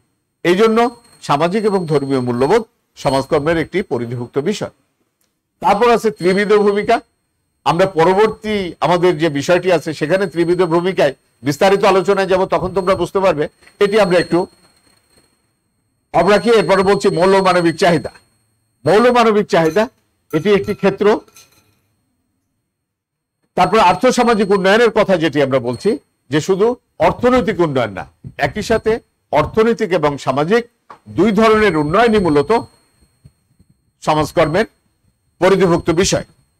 নেক্সট আমরা যদি আমাদের পরবর্তীটিতে যাই, এখানে আমরা কিন্তু সমাজকর্ম পাঠের প্রয়োজনীয়তা পাচ্ছি। সমাজকর্ম কেন পাঠ করার দরকার আছে? সমাজকর্ম পাঠ করার দরকার আছে এই জন্য যে তোমাদের কিন্তু এই রকমই কিন্তু নির্দেশনা দেয়া আছে। তোমাদের যে নির্দেশনা আছে সেই নির্দেশনার তোমরা এক একটি স্টেজে দেখবে যে তোমার এই ধরনের কথা বলা আছে সমাজকর্ম পাঠের প্রয়োজনীয়তা। তুমি যদি এটিকে অর্থাৎ এই টপিকসটাকে তুমি সৃজনশীলতার ভাগে ভাগ করে থাকো, তাহলে দেখবে সমাজকর্মের ধারণা ও বৈশিষ্ট্য এটি হলো তোমার জ্ঞানমূলক। তারপরে আমরা আলোচনা করলাম যেটি পরিধি, এটি হলো তোমার অনুধাবনমূলক। আর এই যে সমাজকর্ম পাঠের প্রয়োজনীয়তা, এটি হলো কিন্তু তোমার প্রয়োগ ক্ষেত্র বা প্রয়োগমূলক। তাহলে আমরা আগের দুই আলোচনা থেকে আমরা প্রায়োগিক দিকে বা প্রয়োগে কি আসতে পারে, কেন আমরা সমাজকর্ম পাঠ করব? সমাজকর্ম পাঠ করা শুধুমাত্র সমাজকর্মী সৃষ্টি তা কিন্তু না। সমাজকর্ম পাঠ করার উদ্দেশ্যটাই হচ্ছে যে সকল শ্রেণীর মানুষের যে কল্যাণ করার জন্য কি দরকার, আমাদের সমাজ সম্পর্কে জ্ঞানের দরকার। সমাজ সম্পর্কে যদি আমাদের সঠিক জ্ঞান থাকে, তাহলে কিন্তু আমরা বিভিন্ন ধরনের সামাজিক পরিবর্তন, আমরা সমাজ কাঠামো, আমাদের যে সামাজিক স্তর বিন্যাস, আমাদের যে বিভিন্ন সামাজিক রীতিনীতি বা আমাদের সংস্কৃতি, এই জিনিসগুলো সম্পর্কে আমরা পরিপূর্ণভাবে জ্ঞান অর্জন করতে পারব। যখন এই জ্ঞানগুলো আমার সমাজ সম্পর্কে জ্ঞান হয়ে যাবে বা আমি পাবো, তখন আমার কি হবে, আর্থসামাজিক সমস্যা সম্পর্কেও কিন্তু আমি জ্ঞান অর্জন করতে পারবো। কোনটি আমার অর্থনৈতিক সমস্যা, কোনটি আমার সামাজিক সমস্যা। আবার আমাদের কিছু কিছু সমস্যা আছে যেটি একাধারে অর্থনৈতিক সমস্যা এবং একাধারে সেটি সামাজিক সমস্যা। যেমন আমরা বলতে পারি বাংলাদেশের জনসংখ্যা স্থিতি, এটি তো সামাজিক সমস্যা, আবার কিন্তু এটি ব্যাপকভাবে কিন্তু এটি আমাদের অর্থনৈতিক সমস্যা। তাহলে এই যে আমাদের বিভিন্ন ধরনের অর্থনৈতিক এবং সামাজিক সমস্যা, সেগুলোকে আমরা কি করতে পারবো? চিহ্নিত করতে পারবো। তারপরে পারবো কি বিজ্ঞান ভিত্তিক ভাবে সমস্যার সমাধান বা বৈজ্ঞানিকভাবে সমস্যার সমাধান, অর্থাৎ স্থায়ীভাবে সমস্যার সমাধান দেওয়ার জন্য আমাদের সমাজকর্মের জ্ঞানের প্রয়োজন আছে। ত্রিবিধ ভূমিকা, প্রতিরোধ, প্রতিকার এবং উন্নয়নমূলক এই ধরনের ভূমিকাগুলো পালন করা যাবে বা পালন করার আমরা ক্ষেত্র তৈরি করতে পারি সমাজকর্ম পাঠের মাধ্যমে। তারপর আমরা কি বলছি যে নীতি ও পরিকল্পনা প্রণয়ন, আমরা যেটা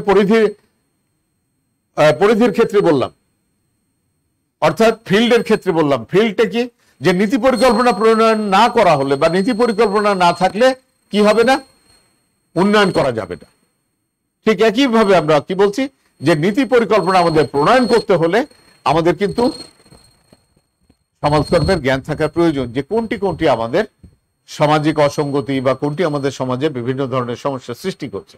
সুপ্রিয় শিক্ষার্থী, তোমরা যখন আরো একটু নিচের ক্লাসে পড়তে, হয়তো ক্লাস 5-এ বা 6-এ, তখন থেকে কিন্তু একটা জিনিস বা একটা বিষয় তোমাদের কাছে খুব ভালোভাবে বা পরিষ্কার হয়েছে, সেটা হচ্ছে একটি খুব কমন শব্দ বা আমাদের একটি প্রচলিত সমস্যা, ইভটিজিং।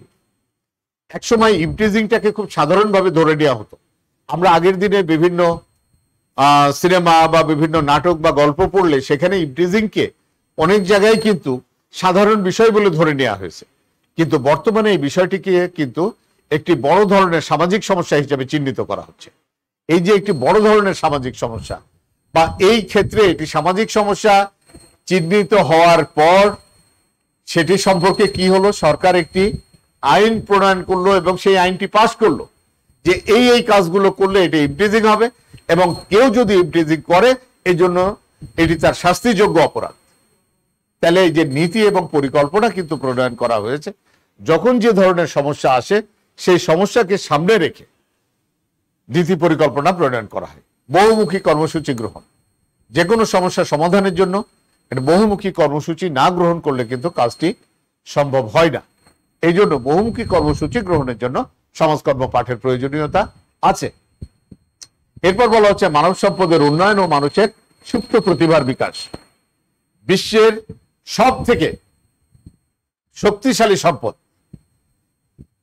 দুঃখিত, যদি তোমরা বলো যে অস্ত্র বা আর্মস বিশ্বের সবথেকে শক্তিশালী সম্পদ, যদি তোমরা মনে করো যে অর্থ বা টাকা পয়সা এটি বিশ্বের সব থেকে শক্তিশালী সম্পদ, তাহলে কিন্তু ধারণাটি ভুল।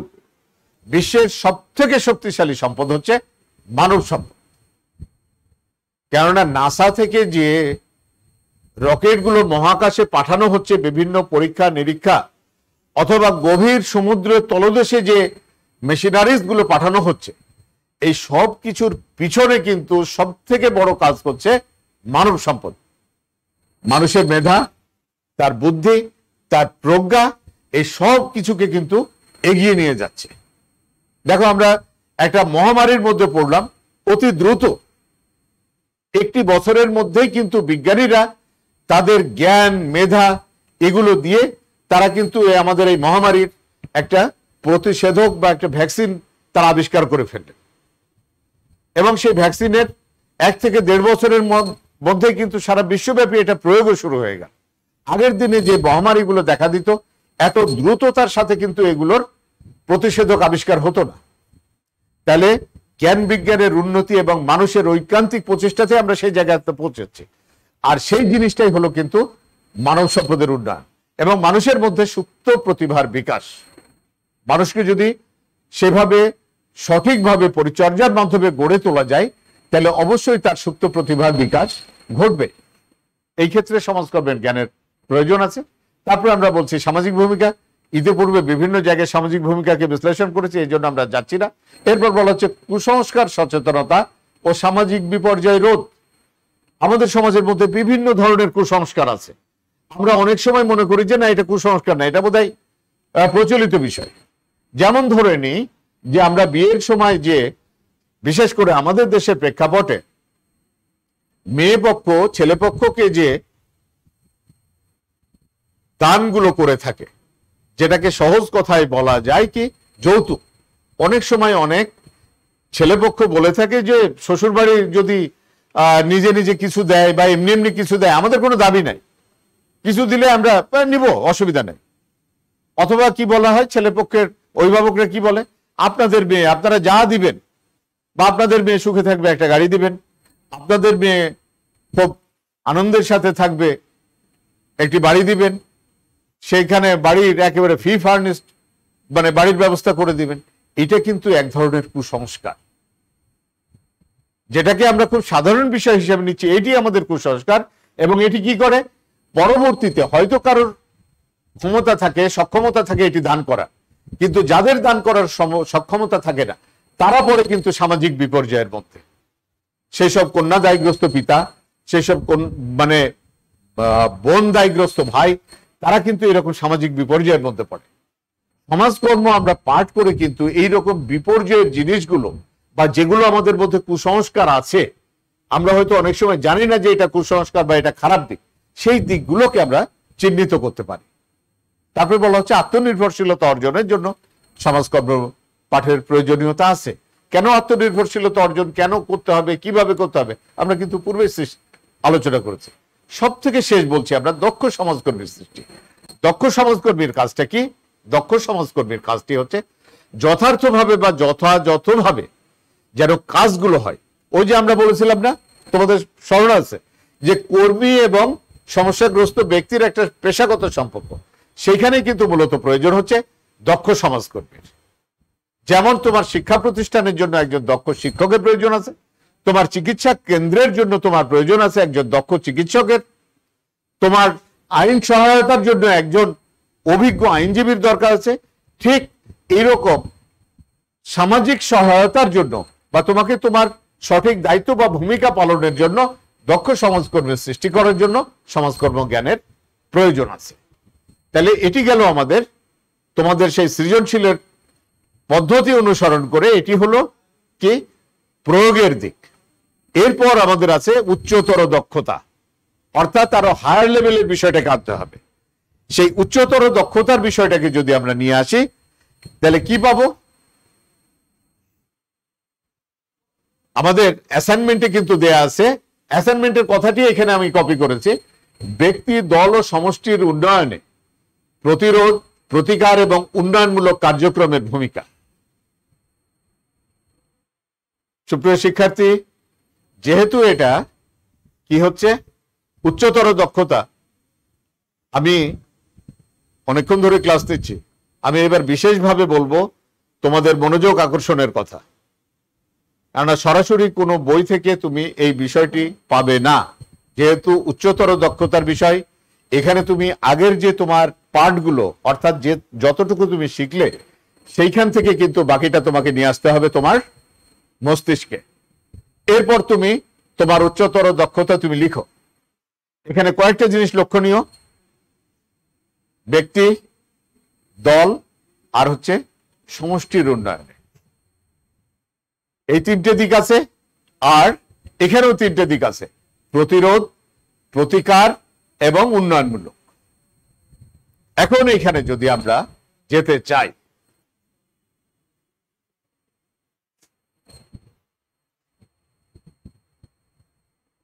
একটি মাত্র শব্দ ইংরেজি আই, এই আইটি হলো আমি, একক বা সমাজের সব থেকে ক্ষুদ্রতম মানে অণু, তাই না? একটি মাত্র শব্দ হলো আই। আর এই আই থাকা অবস্থায় বা শুধু আমি থাকা অবস্থায় কি হচ্ছে, একটু তো ভয় লাগে, তাই না? যখন বলি আমি, তখন কিন্তু আমি সারা পৃথিবী থেকে বিচ্ছিন্ন হয়ে যাই। না আছে আমার পিতামাতা, না আছে আমার সন্তান, না আছে আমার বন্ধু, না আছে আমার পেয়ার অর্থাৎ স্বামী বা স্ত্রী, একেবারে পৃথিবীর সব থেকে অসহায় মানুষটি হলো এই যে এই মানুষটি কিন্তু হলো আই, এক শব্দে। আমরা আগে যে কথাটি যেটি বলেছিলাম এটি হলো কিন্তু ব্যক্তি। এরপরে তুমি আসো আয়ের থেকে যদি আমরা যাই, এখানে কি দেখা যাচ্ছে? দুইটি শব্দ, সরি দুইটি ওয়ার্ড, ডাব্লিউ এবং একটা ই। এখানে একজন, এখানে একজন, এই দুইটি শব্দ দিলে কি হচ্ছে আমাদের? আমরা। অর্থাৎ আগে তো একটু ভয় ভয় লাগছিল না, একেবারে নিঃসঙ্গ আমি। এখন একটু সাহস পাওয়া যাচ্ছে, এই যে সাথে আছে। আবার এখানেও একটু শব্দ বেড়েছে, কিন্তু এখানে যেমন একটা সংখ্যা থেকে দুইটা সংখ্যা হয়েছে, ঠিক এখানে আবার কিন্তু তিনটে সংখ্যা হয়েছে, তিনটে বর্ণ হয়েছে। আমরা একটু বেশি আসছি, বেশি হচ্ছে। তাহলে এই আমরা বলতে কিন্তু কি আসছে আমাদের? দল। অর্থাৎ একাধিক ব্যক্তি যখন আমরা হচ্ছি তখন হচ্ছে দল। দুইটা শব্দ খুব একটু বেশি ভালো লাগছে না, না? আরেকটু বাড়িয়ে দিই, তিনটা শব্দ করে দিই। ও ইউ আর, আওয়ার, আমাদের। এখানেও কিন্তু তিনটা থেকে আমাদের চারটা বর্ণ হয়ে গেছে। এখানে যেমন অ্যালফাবেট একটি বেড়েছে, এখানেও বেড়েছে। আবার দেখা যাচ্ছে যে এই যে এদিকে একটা আয় ছিল, আয়ের এদিকে একটা আয় আর এদিকে একটা আয়, দুইটা আয়ের মধ্যে কোনো সম্পর্ক ছিল না। উয়ে দেখলাম আবার যেন জোড়া বাঁধল। আর আওয়ারে দেখা যাচ্ছে কি অনেকগুলো আয় বা অনেকগুলো উই একত্রিত হয়েছে। তাহলে কি হচ্ছে?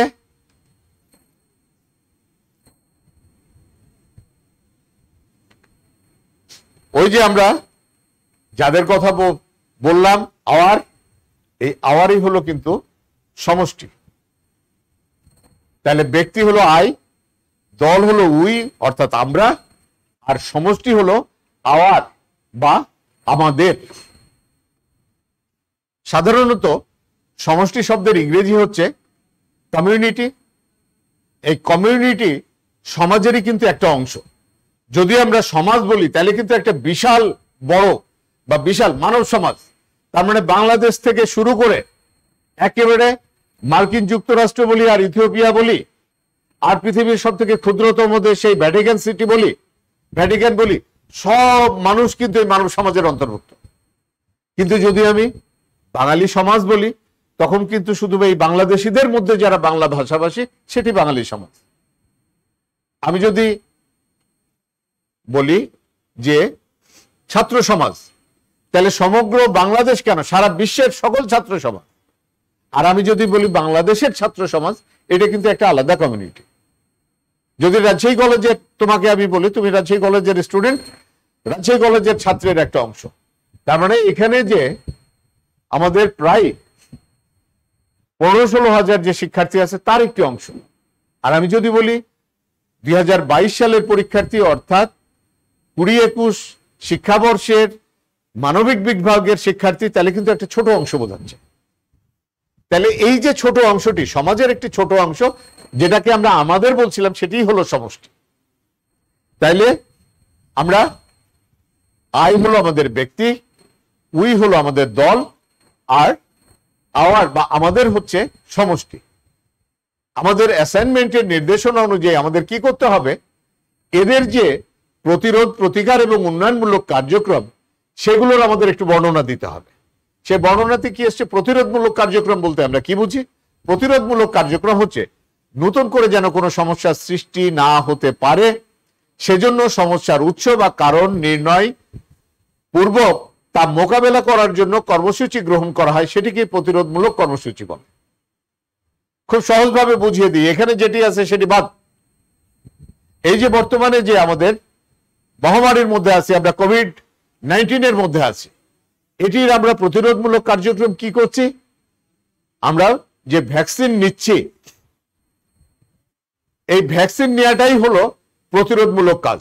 অর্থাৎ কোনো দুর্ঘটনা বা কোনো সমস্যার সৃষ্টি হওয়ার আগেই তার ব্যাপারে যে ব্যবস্থা গ্রহণ করা, সেটি হচ্ছে প্রতিরোধমূলক কাজ। এখানে যদিও আমরা উদাহরণ হিসেবে বলেছি, তোমাদের সুবিধার জন্য বলছি, সমাজকর্মের এই প্রতিরোধমূলক কর্মসূচিগুলোর মধ্যে অন্তর্ভুক্ত পরিবার কল্যাণ, শিশু কল্যাণ, নারী কল্যাণ, জনস্বাস্থ্য উন্নয়ন, ঝুঁকিপূর্ণ জনগোষ্ঠীর পুনর্বাসন, সামাজিক শিক্ষা, সচেতনতা ইত্যাদি, এগুলো প্রতিরোধমূলক কাজ। অর্থাৎ এই কার্যক্রমগুলো গ্রহণ করলে সমস্যার সৃষ্টি হবে না। যেটি আমরা সহজ ভাষায় বলতে পারি, সমস্যার সৃষ্টি হওয়ার আগে যে ব্যবস্থা গ্রহণ করা, অর্থাৎ যে ভ্যাকসিন আমরা নিচ্ছি, অথবা তোমাদের প্রত্যেকের শরীরে কিন্তু সেই ছোটবেলায় তোমরা কিন্তু 6টি প্রতিরোধমূলক টিকা নিয়েছো, ভ্যাকসিন নিয়েছো, হুপিং কাশ, ডিপথেরিয়া, হাম, মনে আছে না? হয়তো তোমাদের মনে নেই, কিন্তু শরীরে কিন্তু তোমাদের নেওয়া আছে, যেন সেগুলো না হয়। অর্থাৎ অসুস্থ হওয়ার আগে বা রোগাক্রান্ত হওয়ার আগেই যে ব্যবস্থা গ্রহণ করা বা সমস্যার সৃষ্টি হওয়ার আগেই যে গ্রহণ করা, সেটি হলো প্রতিরোধমূলক কার্যক্রম। আর সবসময় তো প্রতিরোধ হয় না, অলরেডি ঘটে গেছে। যারা কোভিড-19 আক্রান্ত হয়ে গেছে, এদের জন্য কি করতে হচ্ছে? এদের জন্য কিন্তু চিকিৎসা দিতে হচ্ছে। এদেরকে ডাক্তারের সামাজিক বা শারীরিক দূরত্ব তো মেনেই চলছে, মাস্ক তো ব্যবহার করছে, তার সাথে সাথে তাদেরকে কিছু ওষুধ এবং ডাক্তারের নির্দেশনা মেনে ওষুধ গ্রহণ করতে হচ্ছে এবং পুষ্টিকর খাবারও খেতে হচ্ছে, বিভিন্ন ধরনের সাপ্লিমেন্টারি ভিটামিন নিতে হচ্ছে। এইগুলো হলো প্রতিকারমূলক কার্যক্রম। অর্থাৎ কোনো একটি সমস্যা হয়ে গেছে, সেই সমস্যা হয়ে গেছে, তখন যে যে পদক্ষেপ গ্রহণের মাধ্যমে সেই সমস্যা থেকে উত্তরণ ঘটা যাবে, সেটিকেই বলা হচ্ছে প্রতিকারমূলক কার্যক্রম। আশা করি তোমরা বুঝতে পেরেছো। আর যদি না বুঝতে পেরো, তাহলে একটু উদাহরণ হিসেবে আমরা যাই। যেমন বলা হচ্ছে জনসংখ্যা স্ফীতি হ্রাসকরণ। আমাদের বাংলাদেশের ক্ষেত্রে, আমাদের বাংলাদেশে অলরেডি কিন্তু জনসংখ্যা স্ফীতি বা অধিক জনসংখ্যার দেশ। এখন প্রতিকারমূলক কাজ কি? এটিকে নিয়ন্ত্রণে রাখা বা এটিকে কমানো, নিরক্ষরতা দূরীকরণ। অলরেডি আমাদের দেশে প্রায় একসময় কিন্তু শিক্ষিতের হার ছিল 30%, নিরক্ষর বা অশিক্ষিতের হার ছিল 70%।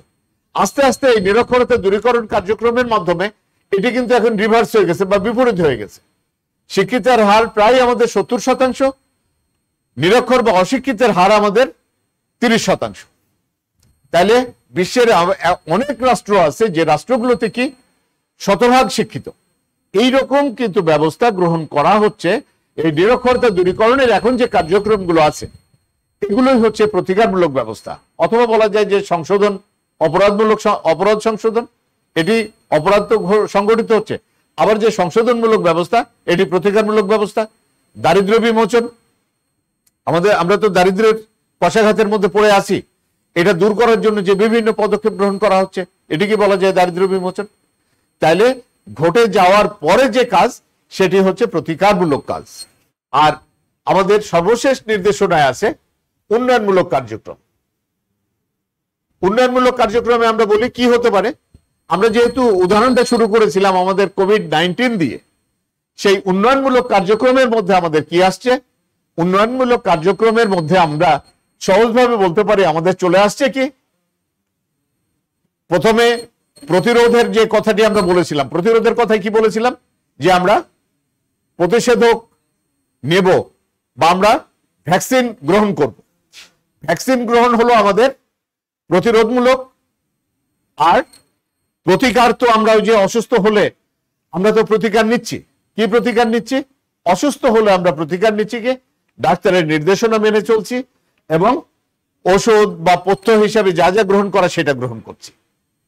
এরপরে তাহলে প্রতিকার প্রতিরোধ হলো আরো ভালো করার জন্য বা ভবিষ্যতে যেন কোভিড পুরোপুরি নিয়ন্ত্রণে থাকে বা সহনীয় পর্যায়ে নিয়ন্ত্রণে থাকে, এই জন্য ভ্যাকসিন, সামাজিক দূরত্ব বজায়, সর্বোপরি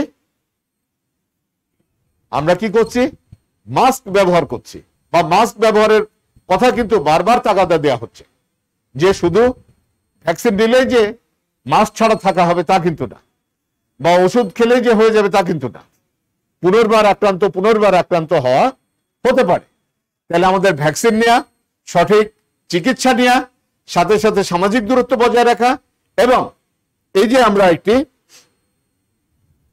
মাস্ক দেখাচ্ছি, এরকম মাস্ক ব্যবহার করা, সেটি হচ্ছে আমাদের উন্নয়নমূলক কার্যক্রম।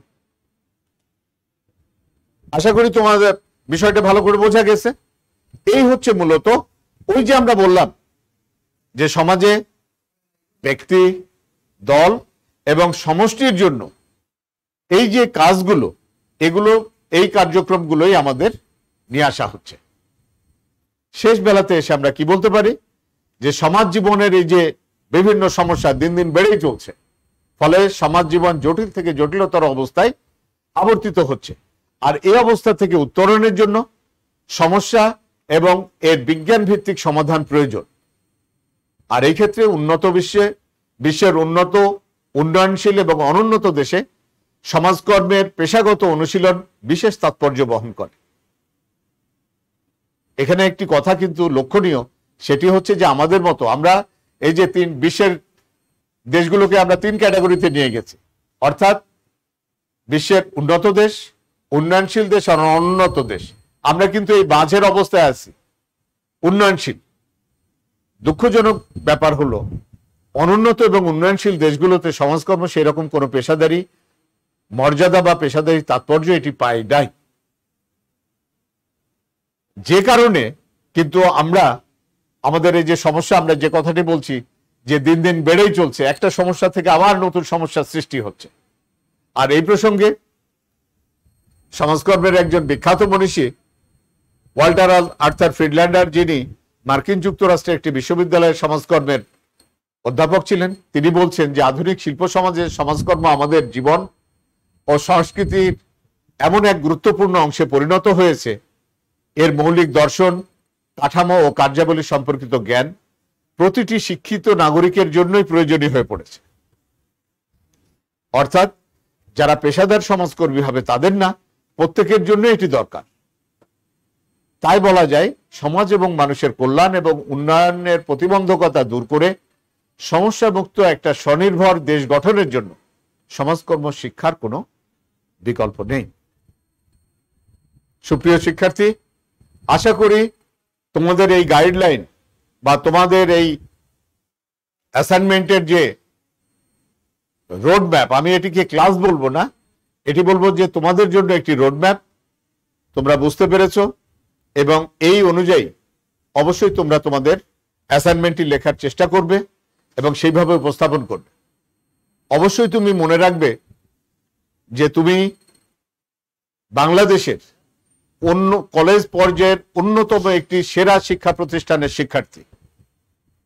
তোমার অ্যাসাইনমেন্টের মান, অ্যাসাইনমেন্টের কোয়ালিটি হতে হবে সেই রকম পর্যায়ের, যে কারণে তোমাদের পিছনে আমরা যারা শিক্ষক আছি বিভিন্ন বিষয়ের বা বিশেষ করে একাদশ দ্বাদশের ক্লাসগুলো নিই, আমরা তোমাদেরকে সেই দিক নির্দেশনাগুলো দেওয়ার চেষ্টা করি। তুমি নেটের থেকে কপি করবে বা কোনো বই থেকে হুবহু তুলে দিবে, এই কাজটি তোমরা অবশ্যই করবে না। কেননা তোমার বিষয়টি যদি, তোমার অ্যাসাইনমেন্টটি যদি একটু ব্যতিক্রমী না হয়, একটু মানসম্মত না হয়, তাহলে কিন্তু তোমাকে ওই রকম সর্বোচ্চ নাম্বার বা ভালো নাম্বার দেয়া এটা অনেকটা আমাদের পক্ষে অসম্ভব হয়ে দাঁড়াবে। এই জন্য অনুরোধ, তোমরা এই গাইডলাইনগুলো ফলো করে তোমরা তোমার স্বকীয়তা বজায় রেখে অবশ্যই একটি সুন্দর অ্যাসাইনমেন্ট উপস্থাপন করবে। সে পর্যন্ত সকলকে ধন্যবাদ জানিয়ে আজকের সেশন এখানে শেষ করছি। আর যে কোনো প্রয়োজনে তোমরা বিভাগে বা আমার ফোন নাম্বারে আমার সাথে যোগাযোগ করবে, আমি তাৎক্ষণিকভাবে তোমাদের সমস্যার সমাধান দেওয়ার চেষ্টা করব। আর যেদিন অ্যাসাইনমেন্ট জমা দিতে আসবে, সমাজকর্মের অ্যাসাইনমেন্ট অবশ্যই আমার হাতে তোমরা জমা দিবে, অন্য কারোর কাছে দিয়ে যাবে বা কারোর মাধ্যমে পৌঁছাবে তা না। প্রথম অ্যাসাইনমেন্টে অন্তত তোমাকে আমি সঠিক গাইডলাইন বা দিক নির্দেশনাটি দিতে পারবো। আর তুমি যদি অনলাইন থেকে কপি করো, অর্থাৎ কোনো ভার্চুয়াল মাধ্যম থেকে যদি তুমি কপি করো অথবা বই থেকে হুবহু তুলে দাও, তাহলে সেখানে কিন্তু তোমার মান নিম্নমান বা মধ্যমানের হবে। আশা করবো এই কাজটি তোমরা করবে না। সে পর্যন্ত সবাইকে আল্লাহ হাফেজ, আসসালামু আলাইকুম।